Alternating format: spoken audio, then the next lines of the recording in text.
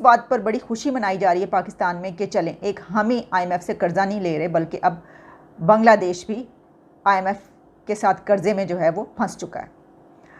बांग्लादेश ने आईएमएफ से कर्जा मांग लिया 4.5 बिलियन डॉलर्स, लेकिन पाकिस्तान और बांग्लादेश में कोई सिमिलरिटी है ही नहीं। देखिए, पाकिस्तान तो देखा जाए तो एक हमारे कहते खत्म सिंह, तो खत्म सिंह वाली परिस्थिति है। वहां बचा क्या है? देखिए, पहले अगर आप इकोनॉमी की बात करें, पाकिस्तान का जो इंपोर्ट है वो एक्सपोर्ट से 10 गुना ज्यादा है।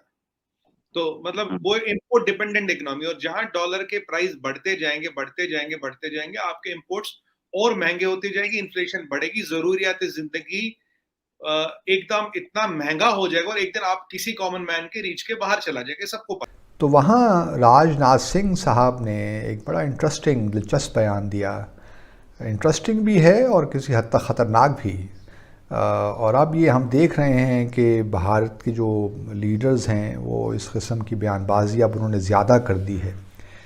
लेकिन ये पहली बार मैंने किसी भी भारत के किसी मिनिस्टर को या किसी ज़िम्मेदार शख्स को ये कहते हुए, इस किस्म की बात कहते हुए सुना।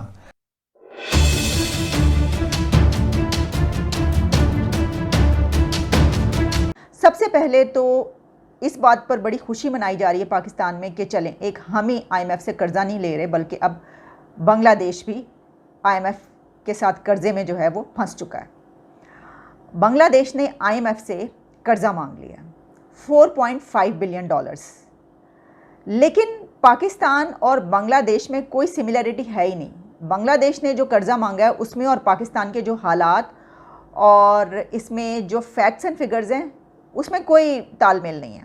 यानी अगर तो आप इस बात पर खुश हो रहे हैं कि ओहो देखें, ये हमें ही कहा जा रहा था कि हमारी ये हालत हो गई, हम दिवालियापन के नज़दीक पहुंच गए, कि हमें जो है वो आईएमएफ के प्लान में जाना भी चाह रहे हैं और अभी तक प्लान भी नहीं मिल सका, ये सब कुछ हमारे साथ ही हो रहा है। तो नहीं, अब जो है तसल्ली है कि चलें, एक बांग्लादेश जिसको हम तरक्की के बड़े गुण गाते थे, हम कहते थे कि देखो हमसे अलग हो के वो कितना आगे निकल गया है और हर चीज़ में इतना आगे है, और आईएमएफ के प्लान में भी नहीं है, वो कर्जे भी नहीं लेता।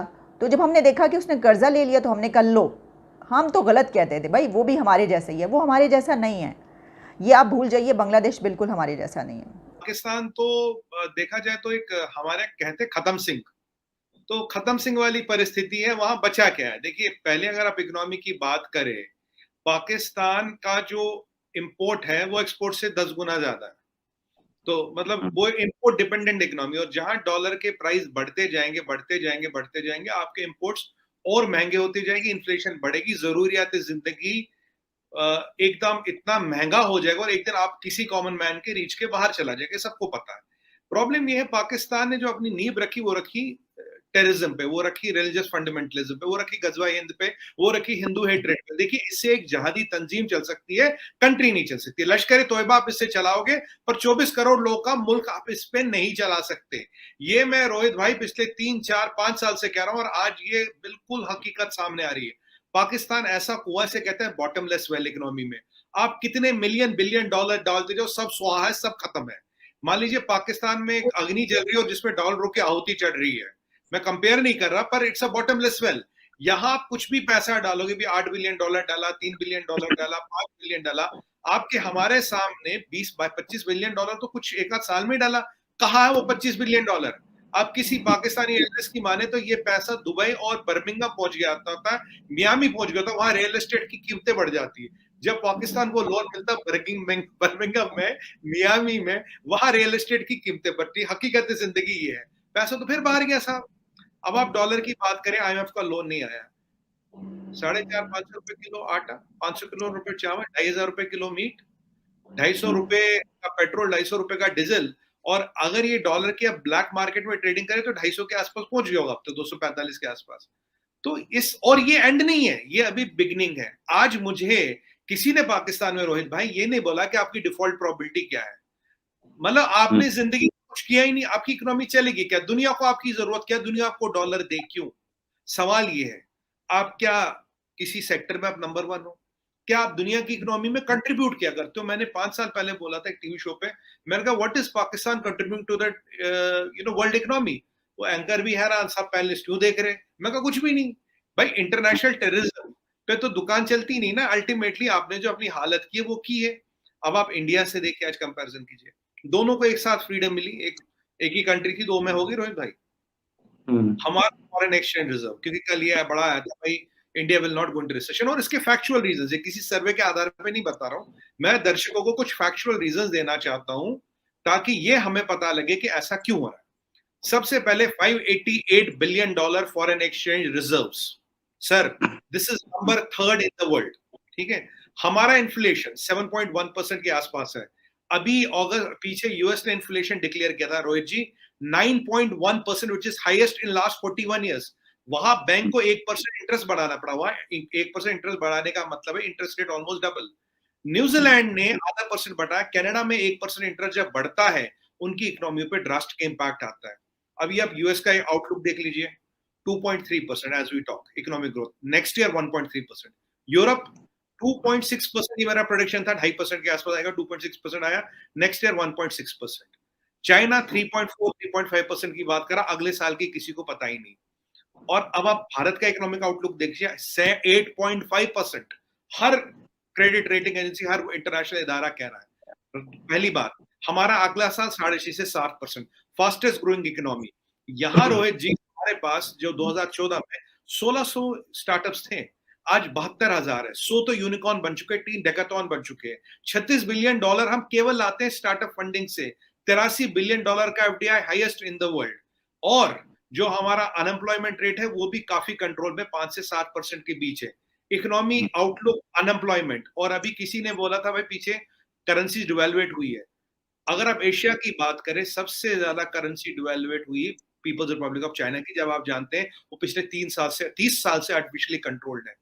हमारी जो currency Giri 8.5% Giri. Indian rupees the only one currency जो केवल 7% गिरी। और दूसरी बात, हमने एक मास्टर स्ट्रोक लगाया है पीछे, रशिया से तेल लाके हमने करीब $150 बिलियन बचाया रोहित जी, $150 बिलियन, क्योंकि $30 पर बैरल हमें तेल सस्ता मिलता है। देखिए इन्फ्लेशन दुनिया में आता क्यों? फूड और फ्यूल प्राइसेस है। आज फूड का प्राइस 42% ज्यादा है compare to last year, fuel का प्राइस 55% ज्यादा है world over compare to last year. और हमने क्या किया? ईश्वर की कृपा, महान पूर्णा की कृपा, हमारे पास दान तो इतना है कि दुनिया को खिला दे। फूड की कोई दिक्कत नहीं। रशिया से हमने तेल लिया और हमने एक और मास्टर स्ट्रोक चला जिसका इंपैक्ट हमें आने वाले 3 सालों में दिखेगा। हमने ये जो दुनिया में हड़कंप मचा, कोहराम मचा, हमने रुपी ट्रेडिंग शुरू की रोहित जी। 24 कंट्रियां रुपी ट्रेडिंग करने को तैयार हो गई।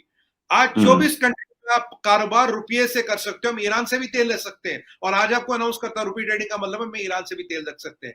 आज देखिए जहां दुनिया में त्रासदी मची है, हमने अपनी करेंसी को ग्लोबल कर दिया, बिना छुपचाप, बिना बताए, बिना करे। 24 कंट्रियों में रुपया चल रहा है। हम ईरान से तेल ले सकते हैं, हम रशिया से तेल ले सकते हैं।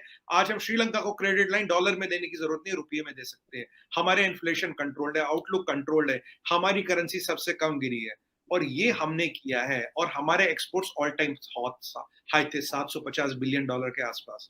जम्मू और कश्मीर में ये भी भारत का इंटीग्रल पार्ट है, क्योंकि इससे पाकिस्तान ने कब्ज़ा रखा किया हुआ है, तो ये हमें वापस लेना है। तो ये हम तो सुनते रहे, और कल भी राजनाथ सिंह साहब ने भी दोबारा उस पार्लियामेंट की जो करारदाद है भारत की, उसका जिक्र भी किया और कहा कि ये हो नहीं सकता कि आज़ाद जम्मू और कश्मीर, या बकौल उनके पाकिस्तान ऑक्युपाइड कश्मीर जो है वो हम वापस न लें, या वो हमारा कश्मीर का हिस्सा ना बने, या भारत का हिस्सा ना बने। इसके अलावा भी उन्होंने एक बड़ी इंटरेस्टिंग बात की। उन्होंने कहा कि ये कैसे मुमकिन है कि LOC के इस तरफ, मीनिंग के जो मकबूजा जम्मू और कश्मीर है, बाबा अमरनाथ जो कि लॉर्ड शिव की एक फॉर्म थी, जो मिथ है एक उस हवाले से, वो तो जो अमरनाथ यात्रा भी हर साल होती है, तो वो तो यहाँ पे हो, इस साइड पे, भारत की साइड पे, मकबूजा जम्मू और कश्मीर पे। और जो शारदा पीठ है या सरस्वती टेम्पल है, वो हो पाकिस्तान की साइड पे।